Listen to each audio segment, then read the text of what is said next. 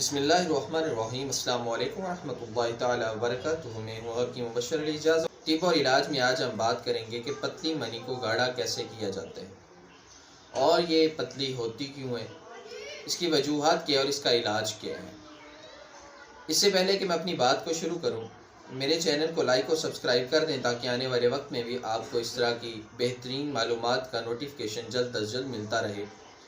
یاد رہے، طب اور علاج میں ہم بات کرتے ہیں بالکل آسان اور بالکل سادہ نسخہ جات پہ، جو کہ مجرب نسخہ جات ہیں ہمارے، اور جس میں کوئی کسی قسم کی بنانے میں آپ کو دقت پیش نہ آئے۔ اور الحمدللہ یہ تمام تر جو تجربات میں یہاں پہ جو پیش کرتا ہوں، یہ سارے جو ہیں میرے مطلب کا معمول ہیں اور ہم اس کو عرصہ دراز سے لوگوں کو استعمال کرواتے ہیں۔ جی تو بات کرتے ہیں انسان کی منی پتلی کیوں ہو جاتی ہے۔ سب سے پہلی تو اس کی وجہ بنتی ہے حرارت کی زیادتی، جسم میں گرمی کا بہت زیادہ ہو جانا، اور دوسری اس کی وجہ ہے جسم میں بلغمی اجزاء کا بڑھ جانا۔ دونوں صورتوں میں یہ جو معاملہ ہے خراب ہو جاتا ہے۔ اب دونوں کا حل جو ہے بہت ہی سادہ سے ہے کہ گرمی کو ختم کر دیا جائے۔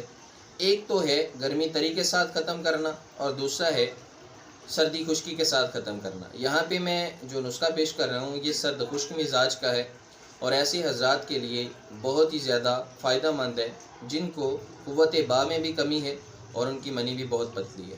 منی کو گاڑھا کرنے کے لیے جو نسخہ ہے وہ آپ کی سکرین پہ نظر آ رہا ہوگا۔ اس میں ہے تیج تال مکھانا، سمندر سوکھ، بیج بند، تخم سریالہ اور تخم بنگ۔ یہ تمام چیزیں آپ نے 50-50 گرام لینی ہے، اور اس میں آپ نے 20 گرام جو ہے وہ کشتہ کلی ملا لینا ہے۔ تمام ادویات کو صفوف کر لیں، آپ کا نسخہ تیار ہے۔